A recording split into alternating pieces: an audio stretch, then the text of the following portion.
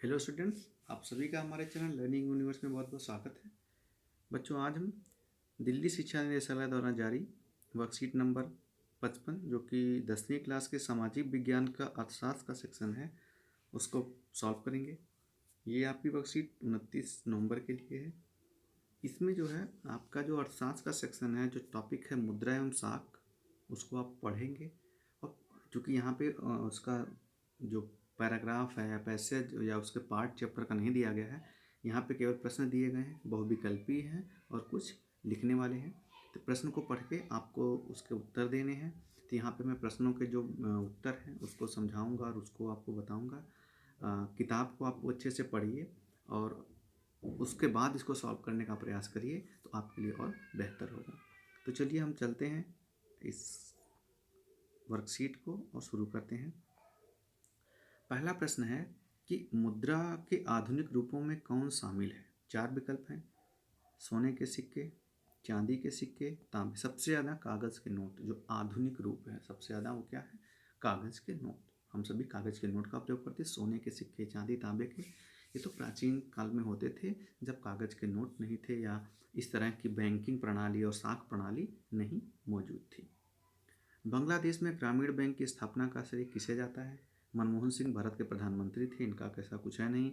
अभिजीत बनर्जी, इनको नोबेल पुरस्कार भी मिला है, भारतीय मूल के हैं। अमर्त्य सेन, ये भी भारत के हैं, इनको भी नोबेल पुरस्कार मिला है, लेकिन ऐसा नहीं, ये सब हिंदुस्तान से रिलेटेड है। बांग्लादेश के एक ही है, मोहम्मद यूनुस, जबकि वहाँ का ग्रामीण बैंक है, उसकी स्थापना का श्रेय इनको जाता है। तो इसका उत्तर 4 है। जमा का बड़ा हिस्सा बैंक किस पर इस्तेमाल करते हैं? ऋण देने के लिए। बैंकों की जो आय का मुख्य स्रोत होता है ऋण। ऋण पे वो ब्याज लेते हैं, तो जो हम जमा करते हैं, बैंक उसका एक बहुत बड़ा हिस्सा ऋण बांटने में देते हैं, बांटने में लगाते हैं, और वहाँ से उनको बहुत ब्याज मिलता है और उससे उनको इनकम होती है। रेखांकित शब्दों को जो सही करके वाक्य को दोबारा लिखना है। तो जैसे यहाँ औपचारिक स्रोत है, अब इसमें अब जैसे जमींदार द्वारा दिया गया ऋण साख के औपचारिक स्रोत का उदाहरण है। तो जो साख के 2 स्रोत होते हैं बच्चों, ये समझ लीजिए। एक होता है औपचारिक,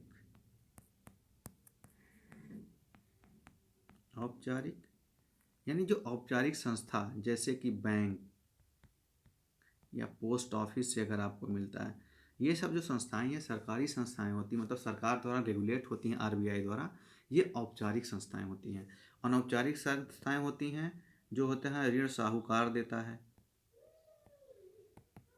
इस पे सरकार का कोई रेगुलेशन नहीं होता। जमींदार देते हैं या जो सूदखोर सूद पे चलाते हैं, ये अनौपचारिक स्रोत हैं।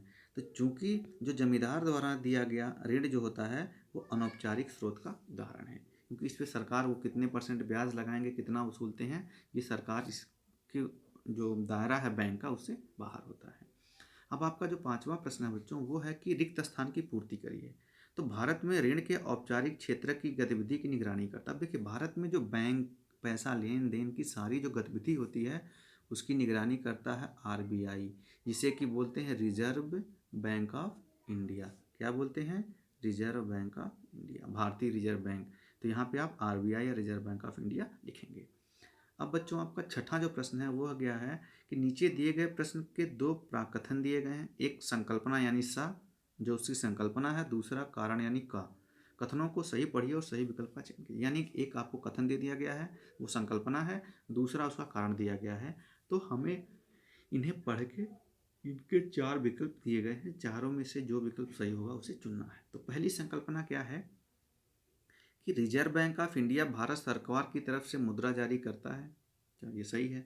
भारत की मौद्रिक नीति के संदर्भ में रिजर्व बैंक का भारत सरकार को अपनी राय प्रदान करता है? नहीं, क्योंकि जो मौद्रिक नीति होती है ये रिजर्व बैंक की खुद की होती है। रिजर्व बैंक डिसाइड करता है और सरकार राजस्व नीति निर्धारित करती है। तो मौद्रिक नीति पे सरकार की राय नहीं होती है, वो खुद जो है डिसाइड करता है रिजर्व बैंक ऑफ इंडिया। तो आपका कथन ये सही है, भी गलत है। यानी ये जो आपका संकल्पना सही है, कारण गलत है। तो आपका उत्तर सी सही है, यानी संकल्पना सा सही है एवं कारण का गलत है।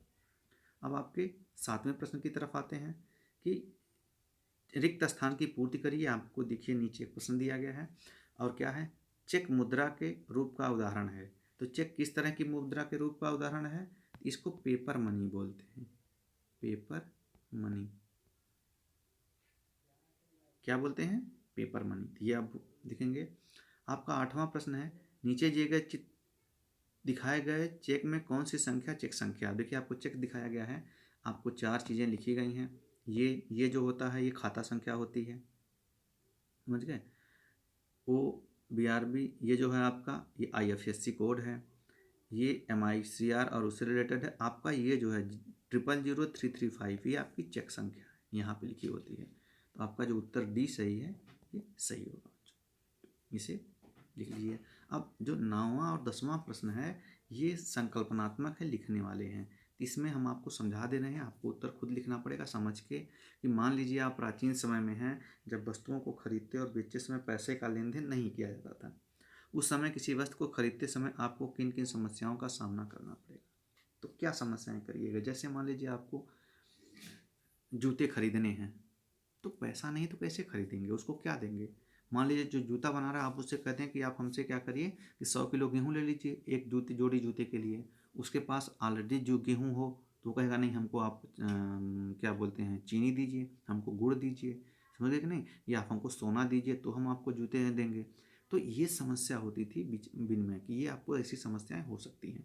तो आप सोचिए आपको क्या समस्या हो सकती है, आपको लिखना है बच्चों। इसका कोई ये नहीं कि आप जो लिखोगे वो उत्तर गलत होगा, आप अपनी सोच से लिख सकते हैं। मैंने आपको एक उदाहरण दे दिया। 10वां प्रश्न है, भारतीय यह जानना चाहती है कि क्यों भारत में रुपए के दिए गए भुगतान को कोई अस्वीकार नहीं करता? उत्तर दीजिए। अब देखिए रुपए को क्यों अस्वीकार नहीं करता? क्योंकि रुपया जो है भारत की राष्ट्रीय मुद्रा है, भारतीय मुद्रा है, यानी भारतीय मुद्रा वो भारत में मतलब सरकार उसे द्वारा वो मान्यता प्राप्त है, अतः उसे कोई अस्वीकार नहीं कर सकता। क्योंकि अब विनिमय का जो ज़माना था वो नहीं है, अब सरकार की यानी देश जो आपका RBI है और ये भारत में मुद्रा का जितने क्रियाकलाप होते हैं उसको निर्धारित करता है, उसको रेगुलेट करता है। तो RBI द्वारा जो है रुपए को भारत की राष्ट्रीय मुद्रा घोषित की गई है और इसे कोई भी लेने से अस्वीकार नहीं कर सकता। अगर कोई आपसे सामान ले, आप कह रहे हो कि भैया ये जूता है और उसके बदले में कहे नहीं हम इसको क्या बोलते हैं पैसे में नहीं लेंगे, हमको क्या बोलते हैं कि सोना दो, तो वो नहीं कर सकता। अगर आप उसकी शिकायत करोगे तो उसके खिलाफ कार्रवाई की जा सकती है। तो ये आपके बच्चों आज की वर्कशीट थी। बहुत रोचक तथ्य आपने पढ़े मुद्रा के बारे में, पैसों के बारे में, RBI के बारे में और क्या ऋण के कैसे स्रोत होते हैं। आशा है आपको वीडियो पसंद आया होगा। वीडियो अगर पसंद आया तो इसे अपने दोस्तों तक शेयर करें और चैनल को हमारे सब्सक्राइब करें ताकि आपको नए नए वीडियो मिलते